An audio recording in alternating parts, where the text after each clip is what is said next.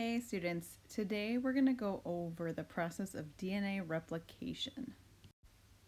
It's important to remember that the DNA strands in a DNA molecule are anti-parallel. That's going to impact the way that the DNA replication process progresses.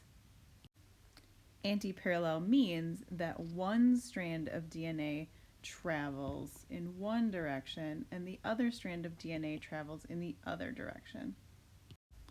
Another thing we need to remember is that in DNA, the base pairing rule exists. So we are going to always make sure that anytime we see an adenine, when we build a new strand, a thymine is going to go across from it, and vice versa. And then if you have a guanine on one strand, the base that goes across from that is a cytosine.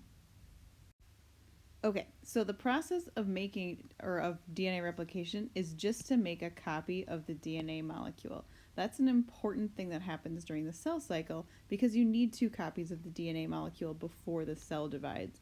And this process is known as semi-conservative, meaning that we use the 2 strands from the original strand of DNA as templates for the 2 new strands that will end up in the 2 new cells that we make after cell division.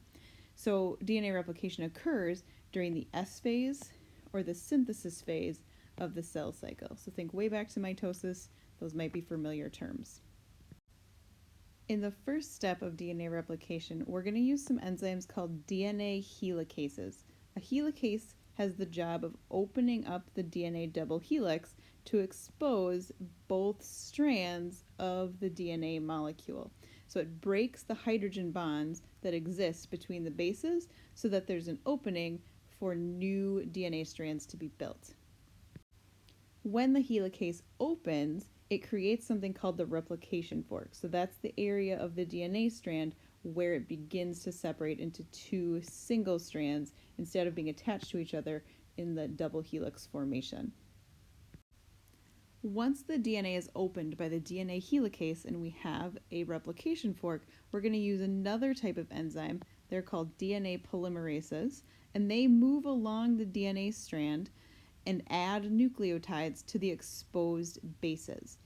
As those polymerases move along, we form 2 new double helices, and those are going to be the 2 new strands of DNA that can be passed on to cells in the future. Once the DNA has been formed, there's going to be an enzyme called ligase that fills in the base pairs between structures called Okazaki fragments, which we'll talk about in a minute, from the lagging strand of DNA. Because when DNA replicates, both strands of the parental DNA are copied, and they're copied in opposite directions. This diagram is going to show us kind of roughly how this process occurs. So first, our DNA is opened, and we have a replication fork. Then a structure called an RNA primer is attached to the parental DNA. One of the strands is going to be built away from the replication fork. That's called the lagging strand. The other strand is going to be built towards the replication fork. That's called the leading strand. Because the lagging strand has to be built away from the replication fork, it's going to have to be built in pieces. So as the replication fork opens, we can add a new little segment of DNA behind the ones that had been previously built because the replication fork is continuing to move further away from the lagging strand. Those little pieces of DNA that we add in are called Okazaki fragments. Let's review some of these terms. So remember, the RNA primer is a piece of RNA that attaches to the DNA strand to start a new strand. The Okazaki fragments are the fragments of DNA that are created that follow the lagging strand. So they fill in the space between the lagging strand and the replication fork. The leading strand is the new strand of DNA that is opening up the helix as it is built. So it's being built towards the replication fork. The lagging strand is built away from the replication fork, and it fills in with our Okazaki fragments as the leading strand opens the helix further. And then ligase is an enzyme, and that ties together all of the Okazaki fragments by adding in DNA bases. So it turns the fragments of DNA in the lagging strand into one complete strand of DNA. All right, let's review the whole process one more time. So first, the DNA is opened by an enzyme called DNA helicase, and that forms something called the replication fork. Then the leading strand can be built towards the replication fork, and it will cause it to open as the strand is being built. On the other strand of parental DNA, now we can add an RNA primer, and we can start to build the lagging strand. Once the lagging strand is built, we'll continue to add those pieces that are Okazaki fragments.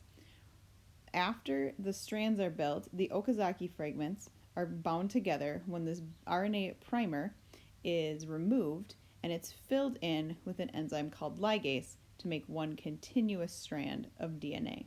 When this process is complete for an entire chromosome, then you have 2 copies of the DNA.